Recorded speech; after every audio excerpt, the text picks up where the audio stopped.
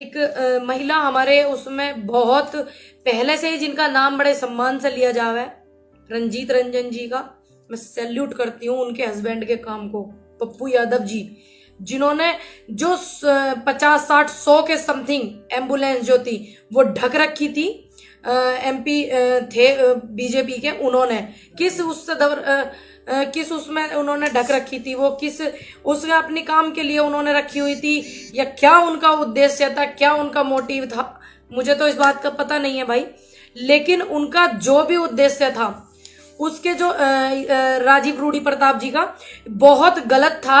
आज देश इतनी परेशानी में हमारा है, एक दूसरे की मदद करने का ये समय है, उसके बावजूद भी जो उसका पर्दाफाश करा पप्पू यादव जी ने, मैं सैल्यूट करती हूँ उनके काम को, और उनसे भी ज्यादा सराहना करती हूँ उनकी जो मिसेज है रंजीत रंजन जी, जो हमारे देश को आने वाले कल में ऐसी महिलाओं की और ऐसी नारी शक्ति की और ऐसे नेताओं की जरूरत है कि वो इतनी कठिन परिस्थिति में भी कितना अपने आप को संभाले हुए, अपने परिवार को संभाले हुए और लड़ाई लड़ रही है।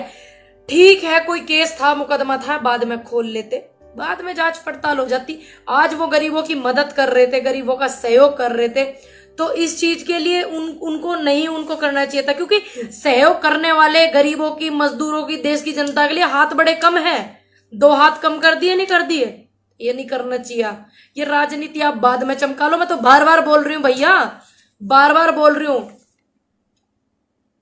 ऐसे इन्हें क्या बोलते हैं, समझ नहीं आ रहा देश और देश की जनता कितनी दिक्कत में, कितनी परेशान है ऐसे समय में, मैं खुद भी नहीं समझ पा रही। मैं तो बार बार बोल रही हूँ, ठीक है तुम्हें राजनीति करने का शौक है, मुझे लग रहा विकास करने का शौक नहीं है, राजनीति करने का आपको ज्यादा शौक है, बाद में कर लियो, विकास भी मत करो। अभी तो फिलहाल देश की जनता को इतनी दिक्कत, इतनी तकलीफ हो रही है, इस सिचुएशन को संभालो। इसकी दैनिक उसकी भास्कर की शायद नहीं, उसकी पंजाब केसरी की खबर थी, उत्तराखंड में जो शव हैं उनको सुअर और कुत्ते नोच रहे हैं, ये पंजाब केसरी की खबर थी उत्तराखंड की। ठीक, तो इस परिस्थिति को संभालो, एक दूसरे का हाथ बांध के चलो, पूरे देश की बात है, ना किसी एक संगठन की बात, ना एक किसी दल की बात, ना एक किसी पार्टी की बात, ये पूरे देश की बात है। तो राजनीति मत चमकाइए, अनुरोध है, बार बार अनुरोध कर रही हूँ। आप एक बात को दिमाग में रखो, एक लड़की अनुरोध कर रही है, उसको इतनी फिक्र हो रही है। देखिए मैं बहुत छोटी हूँ आप सभी से, जितने भी राजनीति पार्लियामेंट में बैठे हुए हैं, एमपी एमएलए, सबसे बहुत छोटी हूँ भाई। इतनी बात मेरी समझ में आ रही है, वो 6 साल की गुड़िया उसकी समझ में आ रही है, क्या आप लोगों की समझ में नहीं आ रही? आपने देश की जनता की मदद करने वाले 2 हाथ कम कर दिए। इस जो भी इनका 30 साल 20 साल पहला जो भी मुकदमा था उसे बाद में उठा लेते, बाद में उठा। अभी तो फिलहाल जरूरत है ना देश की जनता को मदद करने के लिए।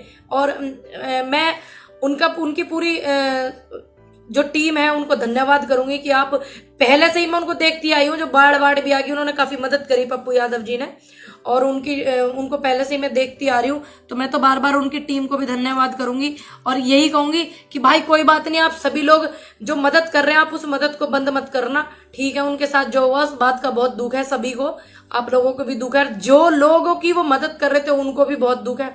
लेकिन आप मदद करने का जो सिलसिला अपना, इसको कम मत करना, एक दूसरे की मदद बहुत जरूरी है। और सोनू सूद जी भी इतनी हमारे मदद कर रहे हैं, वो हमेशा आगे खड़े होते हैं। ऐसे लोगों को मिलने चाहिए थे ना अवार्ड, जो अब कुछ लोगों को मिले हुए हैं, उनसे लेके इनको दे दो एक आध। मैं तो यही कहूंगी सोनू सूद जी को, इसको कहते हैं रियल हीरो। रियल लाइफ में हीरो बनने में कुछ नहीं होता, रियल लाइफ में तो कोई बन जाएगा, रियल लाइफ में हीरो बनना, देश की जनता के लिए हीरो बनना बहुत बड़ी बात है।